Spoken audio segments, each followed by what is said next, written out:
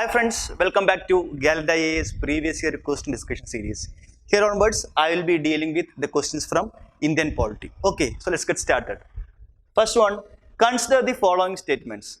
An amendment to the Constitution of India can be initiated by an introduction of bill in the Lok Sabha only. Statement number 2, if such an amendment seeks to make changes in the federal character of the Constitution, the amendment also requires to be ratified by the legislatures of all the states of India. Which of the statements given above is or are correct?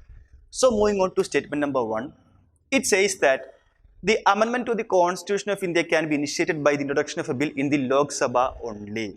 Please note that for a constitutional amendment bill, the bill can be introduced either in Lok Sabha or in Rajya Sabha.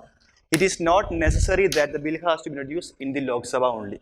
Okay, that is a constitutional amendment bill can be introduced either in Lok Sabha or in Rajya Sabha. See, there are certain kind of bills. Say, example, money bill. See, money bill can be introduced only in Lok Sabha. Fine. And say, example, if the Rajya Sabha has to make a resolution for making laws in the state list, then that resolutions can be introduced only in the Rajya Sabha. So there are certain kinds of bills or resolution that can be introduced only in a particular house. Fine. But regarding constitutional amendment bill, it can be introduced either in Lok Sabha or in Rajya Sabha, not an issue. Also, the constitutional amendment bill can be introduced by a government member or even a private member. Government member in the sense nothing but minister. That is, a minister can introduce this constitutional amendment bill. Private member means a member who is not a minister. Even from ruling party or opposition party, a member of parliament who is not a minister is called private member. This private member can be from ruling party also or opposition party also. Okay, so any member of the parliament can introduce a constitutional amendment bill. Okay, in either Lok Sabha or Rajya Sabha. So first statement says an amendment to the Constitution of India can be initiated by introduction of a bill in the Lok Sabha only. We know that not only in Lok Sabha but also in Rajya Sabha. So statement number 1 is wrong. Okay, regarding statement number 2. If such an amendment seeks to make changes in the federal character of the Constitution, the amendment also requires to be ratified by the legislatures of all the states of India. Please note down the term all the states of India. See, according to Article 368, this is regarding amendment to the Constitution. We can amend the Constitution in two ways. One is by a special majority of not less than 2/3 members who present and vote, and also a majority of 50% of total strength of the house. Fine. And the second one requires the same, that is not less than 2/3 members present and vote and majority of 50% of total strength of the house, plus if that bill is requiring to make changes to the federal structure of the Constitution, then that bill has to be passed by or ratified by at least half of the state legislatures. Then only that amendment bill become passed. I repeat once again, according to Article 368 of the Constitution, which mentions about the amendment procedure, we can amend the Constitution in two ways. One is through a special majority of not less than 2/3 members who present and vote, and also a majority of 50% of total membership or total strength of the house. Fine. And second amendment procedure required, that is if the constitutional amendment bill which requires to alter the federal structure of the Constitution, then such bills has to also to be ratified by at least half of the state legislatures by a simple majority. Okay, the state has to ratify only by using a simple majority. That is also only half of the states. Fine. Now read the statement number 2. If such an amendment seeks to make changes in the federal character of the Constitution, the amendment also requires to be ratified by legislatures of all the states of India. It is not all the states of India, at least half of the states of India is the correct answer. So statement number 2 is also wrong. So since both the statements are wrong, our answer become option D, that is neither 1 nor 2. That is both the given statements are wrong. Okay. Moving on to question number 2. In the context of India, which of the following principles is implied institutionally in the parliamentary government? 1. Members of cabinet are members of parliament. 2. Ministers hold the office till they enjoy confidence in the parliament. 3. Cabinet is headed by head of state. For that, first of all, you have to know a concept called theory of separation of powers.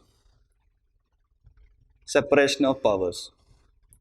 That means there are 3 organs for a state, that is legislature, executive and judiciary.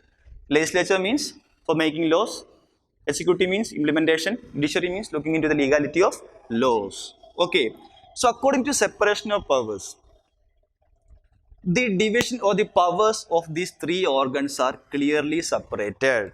Okay, and one organ of a state does not involve in the other organ. Say example, a legislature does not involve in the works of executive, or executive does not involve in the works of legislature. That is what I mean by clear separation of powers. Example, we can say that American presidential form of government. In USA, they follow presidential form of government, and in India, we follow parliamentary form of government. So, in presidential form of government, there is a clear separation of powers. There, executive is not part of legislature. But in Indian parliamentary form of government, executives are also members of legislature. Here, executives are nothing but the ministers. Legislature means the parliament, we know that. Our minister, that is central minister, including prime minister, is a member of legislature. See, our council of ministers are also part of legislature. That means executives are also members of legislature in Indian parliamentary form. But in US presidential form, executives are not members of legislature. Also in India, executives are responsible for their actions to the legislature. Okay, that means if I say example, if a no confidence motion is passed against the Council of Ministers in the Parliament, in the Lok Sabha, particularly in Lok Sabha, then the Council of Ministers has to resign. That means these executives are held accountable for their actions in the Lok Sabha. Also, a party or coalition of party getting maximum number of support of MPs in the Lok Sabha only can form Council of Ministers. That means a Council of Ministers or the government can exist only as long as they can have the support of Lok Sabha. That means they are held accountable to Lok Sabha. But in US presidential form, executives are not accountable to legislature. Fine. And now let's move on to the statements. In the Indian context, which of the following principles is or are implied institutionally in the parliamentary government? Okay. 1. Members of cabinet or members of parliament. Exactly. We know that in Indian parliamentary form, executives are also members of legislature. That is, members of cabinet are also members of parliament. So statement 1 is right. Fine. Regarding statement number 2, ministers hold the office till they enjoy confidence in the parliament. Exactly. Particularly in Lok Sabha. That means the council of ministers came only when they get the confidence of maximum number of support of MPs in the Lok Sabha. So if a no confidence motion that is passed, then the council of ministers has to resign. Fine. So statement number 2 is also right. Moving on to statement number 3, cabinet is headed by head of state. See, you have to note down, in Indian parliamentary form, we have dual executive. That is nominal executive and real executive. Nominal executive in the sense nothing but the President of India. He is the head of state. And real executive is nothing but the Prime Minister of India. He is the head of government. See, President of India is the head of the state and Prime Minister of India is the head of government. Fine. Now read the third statement. Cabinet is headed by head of state. No. Head of state means president. Cabinet is not headed by the president, but the cabinet is headed by Prime Minister. If the statement was given like this, cabinet is headed by the head of government, that is Prime Minister, then that would be right. But it says cabinet is headed by head of state. But in India, cabinet is not headed by head of state. So statement 3 is wrong. So 1 is right, 2 is right, 3 is wrong. So the answer becomes 1 and 2. 1 and 2 means option A is our answer. Now let's go for an elimination method. Fine. See, we know that cabinet is headed by head of state. Their statement is wrong. Fine. So their statement should not be there in our answers. Fine. So now what we can do? We can eliminate option B. Why? Because option B says that 3 is a correct statement. But we know 3 is wrong. So we can eliminate option B. Fine. What about option C? C says that 2 and 3 are correct. But we know that 3 is wrong. So we can eliminate option C also. What about option D? Option D says that all the statements are right. But we know that option 3 is wrong. So by knowing a single statement correctly, we can eliminate 3 options, which shows that obviously A is our correct answer. By this method also, we can easily reach at the answer, provided you know the core elements or core points in polity. You must know the very basics of Indian polity. So at times, these techniques also help you to score 2 marks. Fine. So answer is option A, that is 1 and 2, and statement 3 is wrong here. Fine.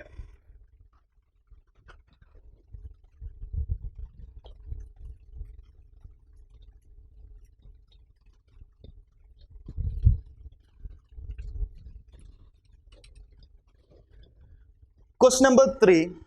Under which schedule of the Constitution of India can the transfer of tribal land to private parties for mining be declared null and void?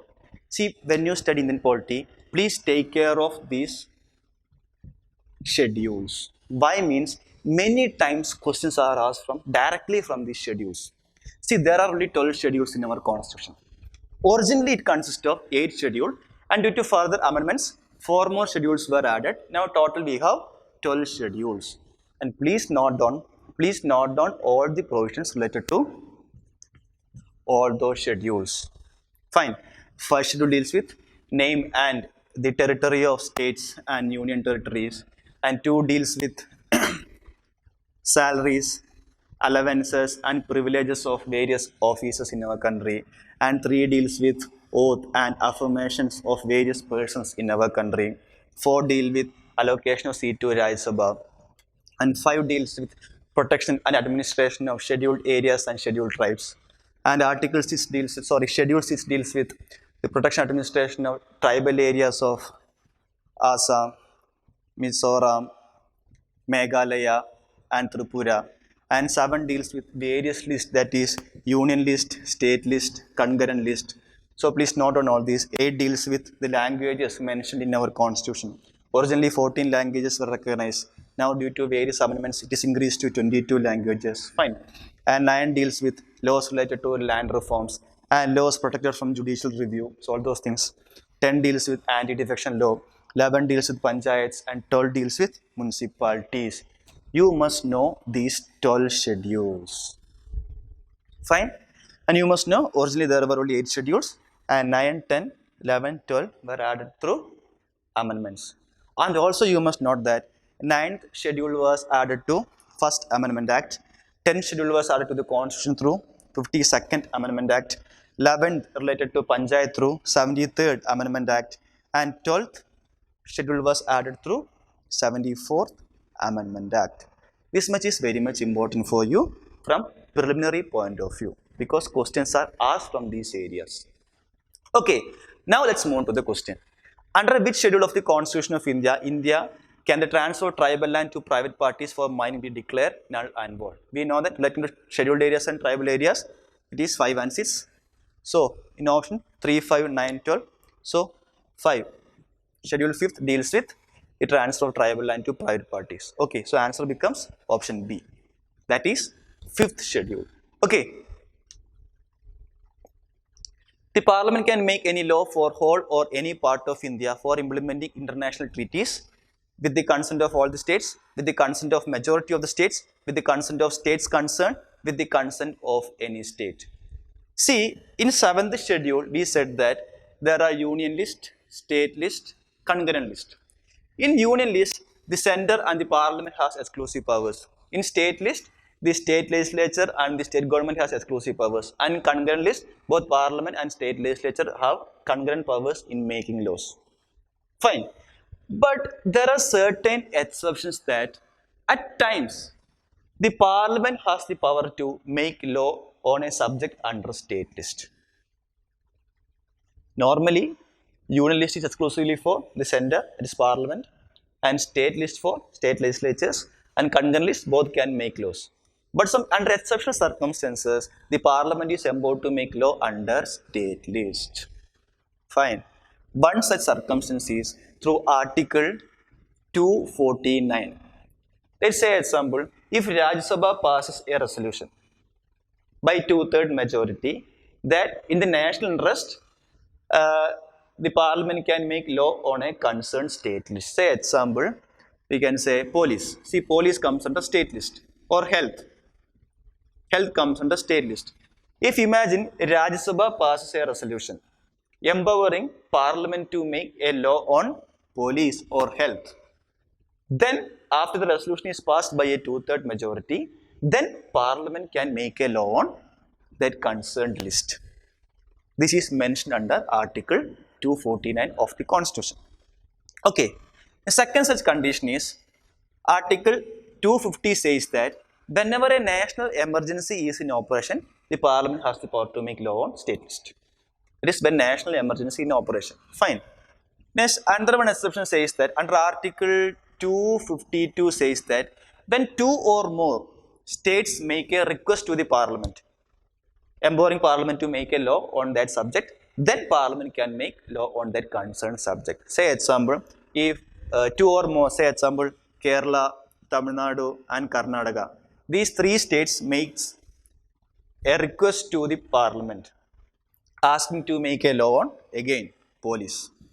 Then parliament can make a law on this subject on police, but that law will be applicable only for these concerned three states.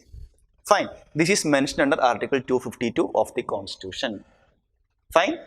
Next, when under Article 356, when the presence rule is in operation in a state, then also parliament can make laws on state list. Fine. Next one is regarding implementation of international treaties. To implement international treaties or conventions, at that time also parliament can make law on state list without the consent of state. Fine. In these times, states can, fine, understand that Article 249, Article 250, 252, 356, and regarding international treaties under Article 253, parliament can make laws on state list. Fine. Now moving on to the statement, the parliament can make law for whole or any part of the for implementing international treaties without the consent of any state, because this is mentioned under Article 253 of the Constitution. That is, to implement the national treaties, parliament can make a law on state list. Fine. Answer is option D. At that time, the consent of state is not required. Okay. The main advantage of parliamentary form of government is that executive and legislature work independently. It provides continuity of policy and is more efficient. The executive remains responsible to the legislature. The head of government cannot be changed without election. So moving on to statement number 1 regarding the parliamentary form of government. Executive and legislature work independently. See, in India, the executives and legislature work in cooperation with each other. Why? Because India, executives are also members of legislature. But in US presidential form, executives and legislature work independently. But in India, they work in coordination with each other. Fine. So statement number 1 is wrong. Regarding statement number 2, it provides for a continuity of policies and is more efficient. See, one of the drawbacks of parliamentary form of government is the government is less stable. The government may change anytime. At that time, what happens? If the new government comes to power, the policies can be altered. So there lacks a continuity of policy in parliamentary form of government, and it is less stable. Fine. So statement number 2 can also be eliminated. Regarding 3, the executive remains responsible to the legislature. We know that one of the most important feature of parliamentary form of government is executives remains responsible to the legislature. Fine. Because if a no confidence motion is passed, the government can be removed. And also the uh, government exists only because of the support of maximum number of MPs in the Lok Sabha. So they are in the support of maximum number of MPs. So they are held accountable to or responsible to the legislature. So C is our correct. C is our correct answer. Anyway, reading with option number D, that is head of government cannot be changed without election. See, head of the government means prime minister. Okay, cannot be changed without election. But in India, the head of government can be changed even without election. Why? Because if a no contest motion is passed and the government resigns, and the option with the president is the president go for another alternative government for the formation, and the president can appoint any other member as a prime minister and ask him or her to prove the majority within a reasonable period of time. And if the concerned person gets the majority, then that government can be formed for the remainder period. So even without a by-election, the head of government can be changed in parliamentary form of government. So option D is also not correct. So from this answer is option C, that is executive remains responsible to the legislature. It's one of the main advantage of parliamentary form of government. Okay,